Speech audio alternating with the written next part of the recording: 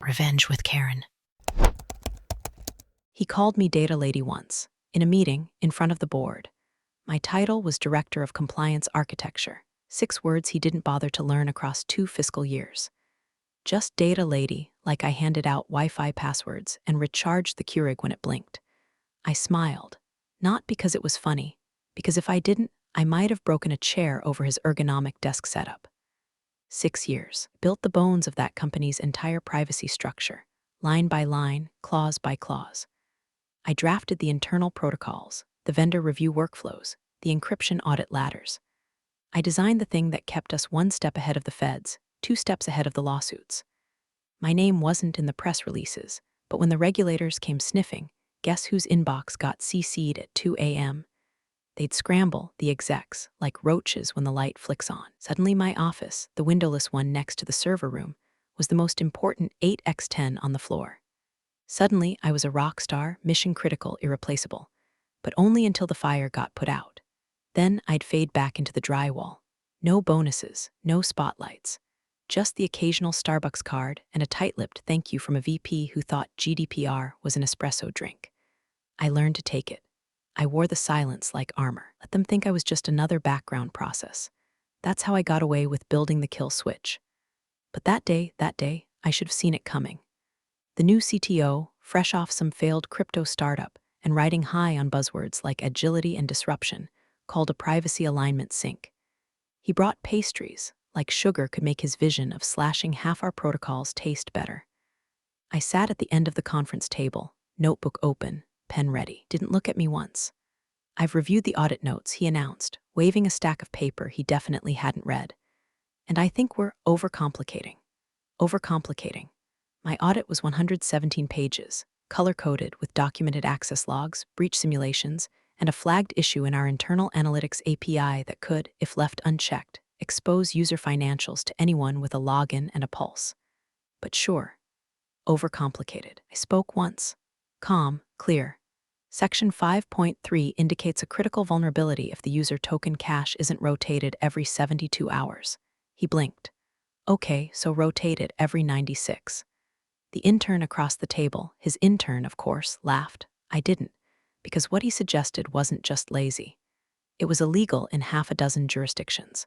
But he was already moving on, already talking about leaning out compliance and elevating user experience, which is code for, let's cut the safety net and hope no one notices until after IPO. My report sat untouched on the table. I'd spent 4 weekends writing it, missed my niece's piano recital for that audit. My notes, my warnings, my digital lifeboat, ignored like a terms of service checkbox. They closed the meeting with a team selfie. I wasn't in it. Back at my desk, I stared at my screen. Outlook pinged with a new calendar invite, org structure sync mandatory. No details, just 30 minutes next Friday from HR. That was when I knew, not suspected, knew. Because when your audit gets tossed and the CTO starts ordering muffins, you're not on the team anymore. You're on borrowed time. The email came at 7:12 a.m. Subject line, realignment notice confidential. No greeting, no explanation. Just a calendar block for 9 a.m., a Zoom link and a short sentence in bold. HR and executive leadership will be present. I didn't finish my coffee. I didn't need to. They always do it on Fridays. Fewer witnesses, fewer questions, fewer chances for someone to flip a chair and make a scene in front of Brenda from payroll. By 8:59, I was already logged in, back straight, hair tied, blouse ironed. If they were going to bury me, were damn well going to do it while I looked immaculate. The CTO was late, of course, but HR wasn't. Melissa, poor thing, looked like she wanted to melt into her swivel chair. She started with the usual HR sorcery. You've been a valuable member of our team, and this isn't a reflection of performance, it's a strategic pivot. The CTO interrupted, finally arriving, wet hair, hoodie, smug. We're flattening the org, automating non-core functions. Privacy will now roll under DevOps. More agile, more scalable. He said it like he was announcing new cafeteria options. I didn't flinch. Not when he butchered the structure I'd spent 6 years reinforcing. Not when he said non-core. Not even when he held up the folder like it was a goddamn party favor. This includes your exit packet, he added. We've prepared a fair severance for someone at your tier. 1 month's pay, plus 2 weeks for transition support. Raised an eyebrow. Transition support? He blinked. To help DevOps understand the legacy architecture. Legacy. There it was again. Their favorite euphemism for anything not built by a 26-year-old bro with a GitHub full of half-baked frameworks and a podcast about grind culture. Melissa slid the PDF into the shared screen. There's also an NDA as part of the severance terms.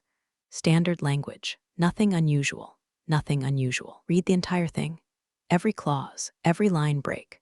While they sat there silent, fidgeting, Melissa pretending to check her Slack messages.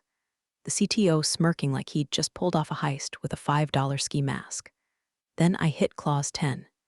In the event of a verified client data exposure due to internal system failure, all provisions of confidentiality, including non-disparagement and trade secret protection, shall be considered null and void retroactively. I reread it 3 times. It was buried between indemnity clauses and mutual arbitration. Legal wrote it as boilerplate, probably to cover their own asses in case a breach subpoena forced someone to testify. They didn't know what they'd given me. I looked up, smiled, looked straight forward. The CTO nodded like I was a good little girl finally learning to color inside the lines. I signed, and just like that, I was gone. No send-off. No goodbye lunch. Not even a LinkedIn endorsement from the people who used to flood my inbox whenever a compliance deadline loomed. My badge stopped working by noon. My email account deactivated before I hit the parking lot. They didn't even let me clear my desk. Melissa said they'd box it and ship it to my address on file, which they got wrong, by the way. I lived at 311, not 113. But whatever. Let them ship my mousepad to a stranger. That weekend, I sat on my balcony with a legal pad, a bottle of Rosé, and a copy of the NDA printed double-sided. I highlighted clause 10 in pink, drew a box around it in red, labeled it in block letters, the switch, because they didn't fire me. They handed me a grenade, and I was going to wait, not to pull the pin. Just to watch them dance around it, thinking it was a paperweight. First Monday post-firing. Woke up at 6:45 a.m. on muscle memory. Showered, dressed, made my usual 2 slices of cinnamon toast and bitter coffee. Sat at my desk. No Slack pings, no emails, just me, my laptop, and the sound of a trash truck dragging metal down the alley like a war cry. The quiet should have felt like relief. It didn't. It felt like waiting, so I opened a spreadsheet. I titled it Postmortem Ongoing. Column A date, B source, C incident, E risk level, E notes. By noon, I had 2 entries. One from a former teammate who texted, "Did they really scrap your Tier 2 token policy?" CTO said it was over-engineered for growth. Another from a recruiter who whispered that the company was hiring full-stack privacy engineers out of Poland. Translation: we're offshoring, baby. I kept it casual, nodded through phone calls.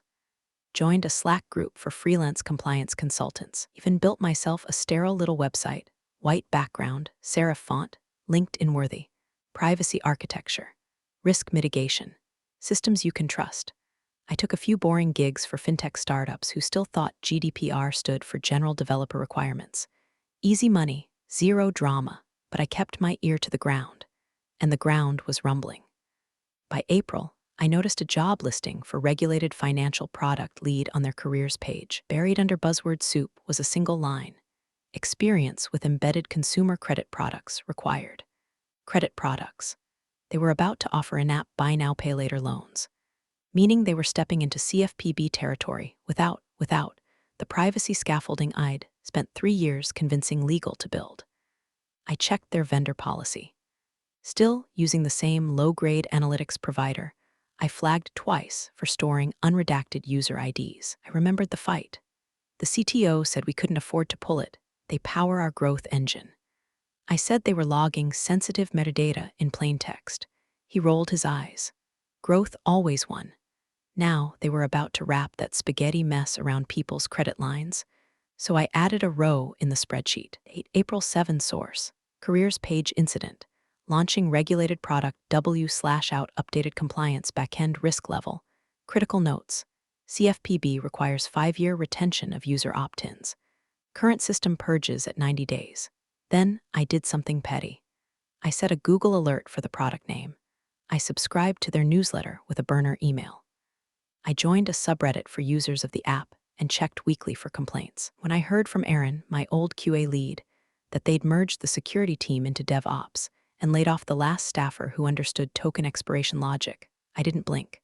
I just added it to the sheet. Date, April 20. Source, direct. Incident, eliminated final QA/compliance overlap staff. Risk level, severe. Notes, no current staff W/knowledge of rollback protocols. Also made a folder on my desktop. /failsafe/FYI only inside it. Annotated PDFs of my old audits. Screenshots of internal dashboards. Slack exports I pulled the day before my access shut off. Everything timestamped, organized, searchable. I wasn't planning to use it, but planning was kind of my thing. My therapist called this period processing. I called it watching the iceberg drift closer while the captain mixed cocktails. I started setting calendar alerts too. One for quarterly investor reports, one for regulatory disclosure windows, one for their annual compliance attestation deadline. Just in case they forgot, they always forget. By May, layoffs started. Quietly at first, internally labeled as strategic reshuffling. But ex-coworkers talked. 2 staffers gone from InfoSec. 1 contractor ghosted mid-sprint. Their LinkedIn pages went dark. I sent them quiet DMs, not out of kindness, just curiosity. Every move they made, I logged.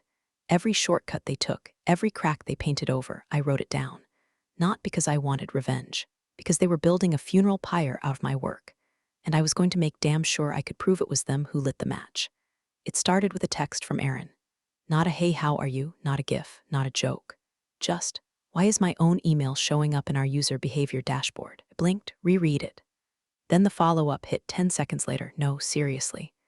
Our internal analytics tool is echoing live user data.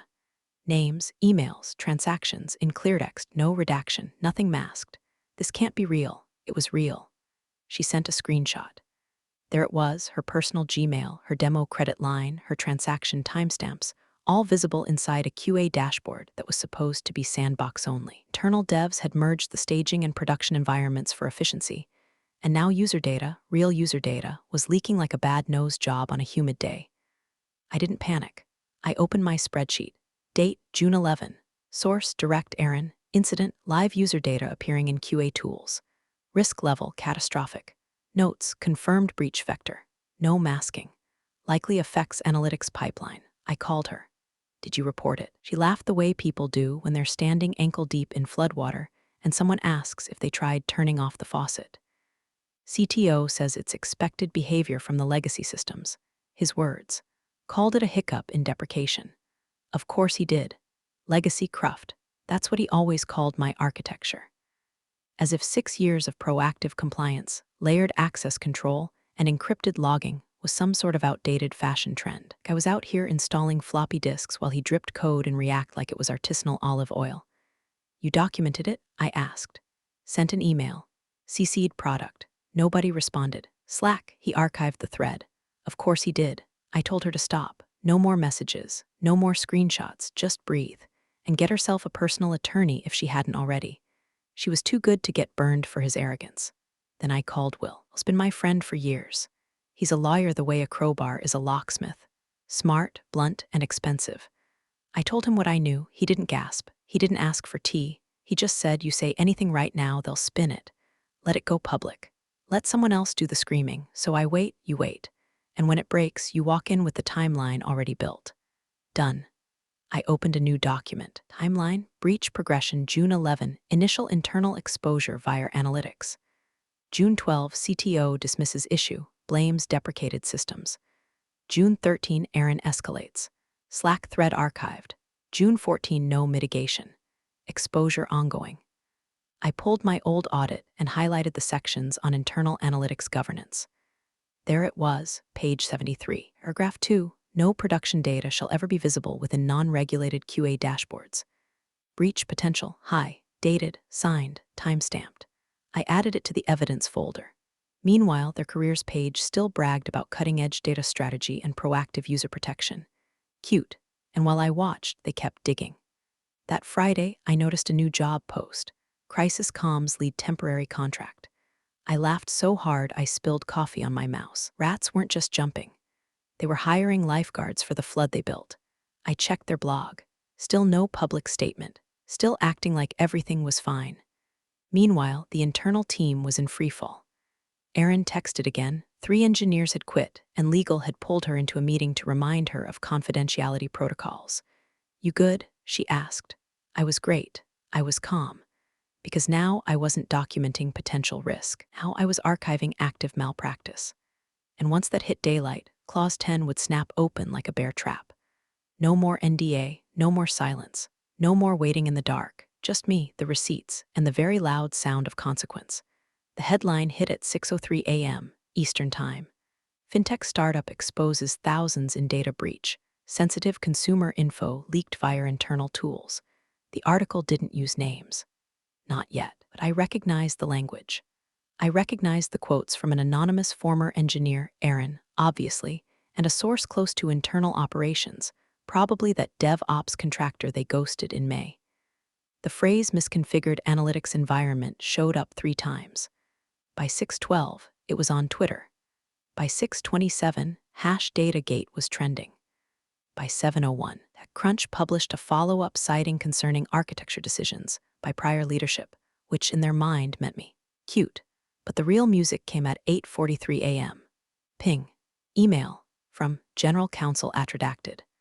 Com subject, need to connect re. Data exposure high name, we're currently conducting an internal investigation into recent reporting and may require input from former team members to assist with technical context. Please let us know if you're available for a short call today. Regards, Jason Caldwell, General Counsel. He didn't say breach, didn't say lawsuit, didn't say they'd already gotten an email from the Federal Trade Commission at 7:40 demanding a full internal systems log by Friday, but I knew they had. I had my sources. I didn't reply. At 2:17 p.m., a follow-up hit. Subject, following up, confidential opportunity high again. Understand you may have concerns, and we're open to discussing a paid consulting engagement, inclusive of legal protection. Time is of the essence. Jason, now we were getting somewhere. I opened the message, read it once, smiled. Then I opened my receipts folder. I took a screenshot of the PDF page they gave me the day they booted me, the one they didn't read, because they thought I'd just roll over like everyone else. The page with Clause 10, neatly highlighted in yellow like a warning sign, no one took seriously. In the event of a verified client data exposure due to internal system failure, all provisions of confidentiality, including non-disparagement and trade secret protection, shall be considered null and void retroactively. I attached the image. Then I typed one sentence. Per Clause 10 of the agreement you drafted, I am no longer subject to confidentiality obligations. No greeting, no sign-off, no signature. I clicked send at exactly 2:34 p.m. That's when the silence started, and the real fun began because now they knew. Now legal understood exactly what they'd done, that in trying to muzzle me with their little NDA, they'd handed me the legal equivalent of an ejector seat with rocket boosters. I watched my inbox. Nothing came, no reply, just read receipts. Panic in digital form. I imagined Jason, white-knuckling his ergonomic mouse, calling the CTO and saying, "Did you even read the NDA?" And the CTO, sweaty in his one-size-too-tight hoodie, probably saying something like, "Well, she wrote it, so we figured it was fine." Yeah, I did write it, and now I was going to use it.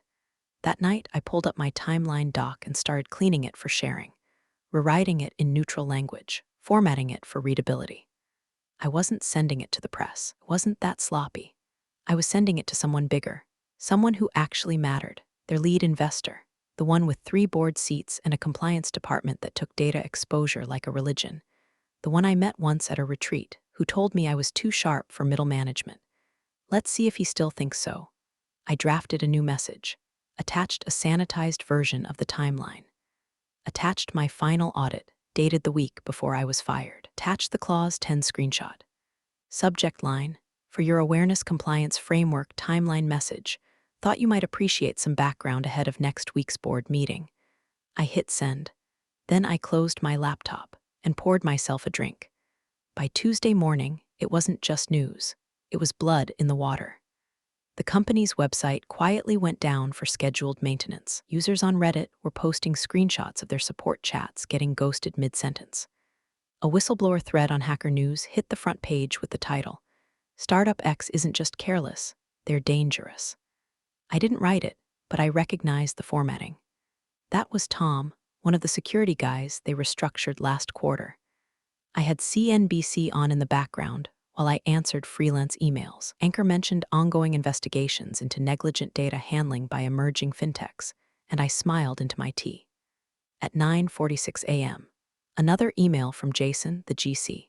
Subject, urgent, request for call high. We acknowledge Clause 10 and understand the gravity of the situation. We're requesting a direct conversation to explore a mutually beneficial path forward. Your insight is crucial. Please advise availability. I didn't respond. At 10:14, a follow-up. Subject, urgent, proposal for collaboration. We're prepared to offer an advisory retainer, retroactive to the date of the breach. Terms flexible. Please advise. I didn't respond to that either. Let them stew. By noon, a new email pinged in from a different address. Sleek domain. Short message. Subject, discreet check-in. Would you be open to a short discussion with our firm this week? Like your perspective on recent developments involving redacted. Signed, Lauren Gelman, Managing Partner, Shoreline Capital. Now that was interesting. Shoreline had been quiet in the press. No public comments, no distancing, no visible outrage, which meant they weren't panicking, they were calculating. That made them the most dangerous people in the room, but also potentially the smartest. I replied with a single time, Wednesday 10 o'clock a.m. EST, Zoom. I link, Wednesday came. She joined early. Slick, sharp, and calm. Minimal makeup, zero jewelry, and the tone of a woman used to hearing lies before lunch. Thank you for making time, she said. I just nodded. Let her get to it. We're aware you were involved in designing the compliance framework, she continued, voice smooth like a scalpel. We've received conflicting narratives about the circumstances surrounding your departure and the systems in question. She leaned in. You walk me through what really happened. And for once, no one interrupted me. I spoke slowly, cleanly, no dramatics, just the facts, the audit, the warnings, the protocols dismantled, the sandbox merged with prod, the staged layoffs, the archived Slack threads, the CTO's brilliant decision to replace encrypted logs with performance monitoring shortcuts because encryption costs latency. I told her about the NDA, about Clause 10, about how no one in legal caught what I buried there, because no one in that company ever really read the documents. They just skimmed for keywords and handed out pens. She listened, took notes, never once said, "Are you sure?" or "That's not what we heard." Just listened. When I finished, she asked only one thing. Do you have documentation? I almost laughed. But instead, I opened a secure folder on my screen and shared view-only access to the timeline, Slack exports, the final audit, and the metadata logs. She didn't blink. Thank you, she said simply. We'll be in touch. Soon, the call ended. I sat there for a moment, staring at the blank Zoom screen, and I realized what was different. For 6 years, I was the voice they muted when it wasn't convenient, the body they called on only when a fire needed putting out, the name they forgot until a lawsuit was whispering around the corner. Now I was the one they couldn't move without, and I hadn't even raised my voice. It was a second meeting, this time not with the managing partner, but with the firm's full oversight committee. No press, no fanfare, just a 7-person Zoom grid of executives who didn't waste time pretending they weren't furious. Lauren was there again, but now she was flanked by a man with silver hair and a face like a cracked granite countertop. That was Elias Morin, Shoreline's founder, man who could make CEOs cry using only eye contact. The invite had said, technical debrief, framework retrospective. The tone was clinical, surgical, but the stakes were dripping out the corners of the call like steam. I wore a black blouse, no jewelry, hair tied back. Let them look at me and forget every stereotype they ever had about non-essential back-end roles. I wanted to look like a scalpel in human form. Elias opened with a nod. I'd appreciate you walking us through your interpretation of what went wrong. He didn't blink when he said it, so I did. No theatrics, no gotcha, just the bones of it all, laid bare and bloodless. I showed them audit hash 14, my final report before I was removed. I highlighted the pages where I explicitly warned about misused analytics keys, where I begged for proper sandbox separation, where I highlighted a cascading vulnerability that, if not patched, could open production data to internal eyes with debug access. I pulled up Slack exports, screenshots of threads where I was dismissed, cut off, overridden. I showed them my warnings, ignored, the breach points, avoidable, the changes made, reckless. Then I showed them the timelines, matched audit dates with system changes, showed how the security downgrade directly coincided with a product launch they had rushed to meet. I presented like I was in a courtroom. These men and women were the jury and the executioners. They didn't interrupt. At one point, Lauren leaned forward and said, "Who signed off on the rollback of encrypted logging?" I didn't answer. I just shared the page. Internal approval record, initials in the top right corner. CT Chief Technology Officer. Beside it, I added a Slack message the CTO sent to the engineering team. "We're going live. If logs slow us down, kill the encryption. We'll fix it later." No one spoke for a full 10 seconds. Then Elias broke the silence with a slow exhale. "Understood," he said. That was it. The meeting ended not with outrage, not with promises, not with applause. Just quiet, firm understanding.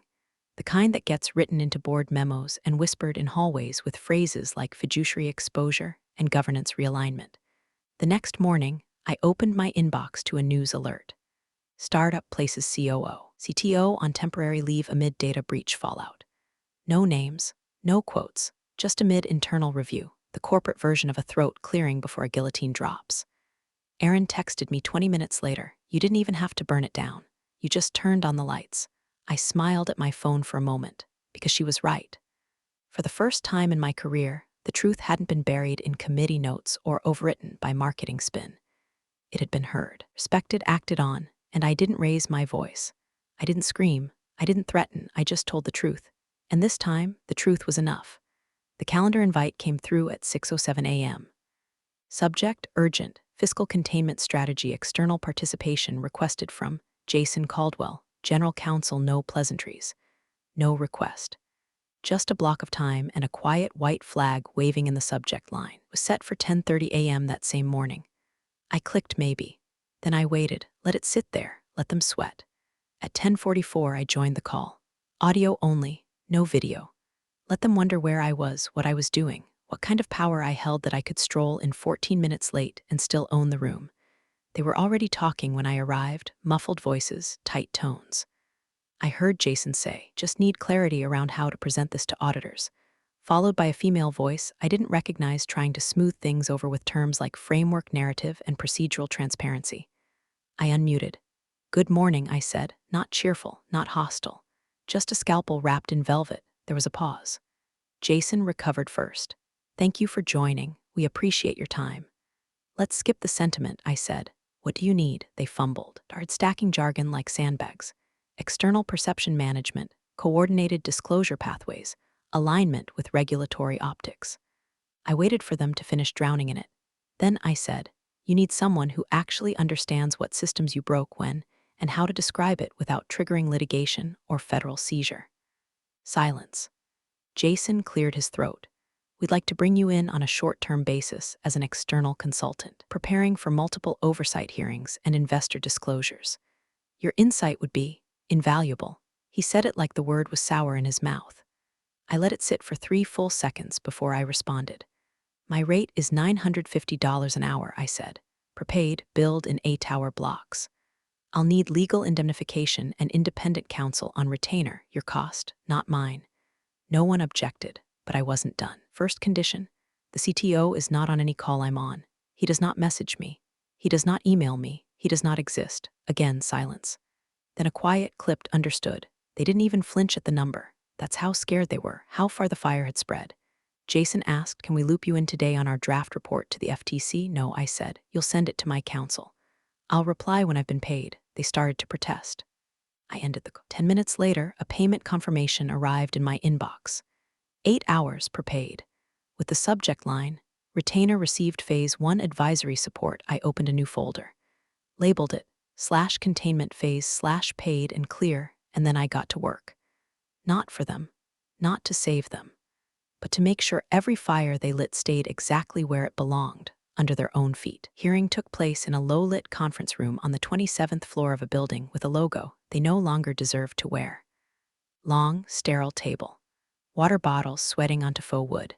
6 investors in tailored silence. 1 junior associate trying to look invisible behind a MacBook. And at the end of the table, me. No nameplate, no introduction. Just present. Jason, the General Counsel, opened with a slide deck he clearly didn't make. First title slide was labeled Proactive Mitigation Timeline, which was hilarious, considering the last time they'd tried proactive mitigation. They deleted encryption logs and blamed the firewall. The CTO wasn't there. Of course. I'd made that part of my contract. but his fingerprints were all over the mess. They tried to explain away the breach as unexpected friction between legacy systems and scaling demands. Tried to rebrand carelessness as complexity. Tried to corporatize negligence into an unfortunate moment of misalignment. It almost worked, until the investors began asking questions. What documentation existed around internal warnings? How far in advance was risk identified? Were there personnel concerns flagged ahead of the failure? Jason's smile started to crack. He stammered something about collaborative feedback cycles and internal trust building. That's when Lauren, silent until then, turned to me. Conducted the final audit before your departure. Did the company uphold its internal compliance obligations based on your recommendations? I could have given a speech. I could have dragged the whole room through the muck of every deleted Slack thread, every gaslit meeting, every weekend I lost to fixing what they broke. But I didn't. I pulled a single sheet of paper from my folder, the one line I'd highlighted in my final audit report. Failure to segment sandbox and production environments constitutes a critical violation of user data protection policy and will result in eventual exposure without immediate remediation. Then I set the page on the table. Dated, signed, 2 weeks before my firing. Silence. The kind of silence that doesn't recover. One investor, a man in a navy suit who hadn't spoken all meeting, closed his laptop with one hand and pushed back his chair with the other. No drama, no anger, just a quiet final done. Lauren didn't even look at me. She didn't have to. Her eyes were already on Jason. Thank you, she said flatly. That was it. I stood, gathered my folder, slipped on my coat.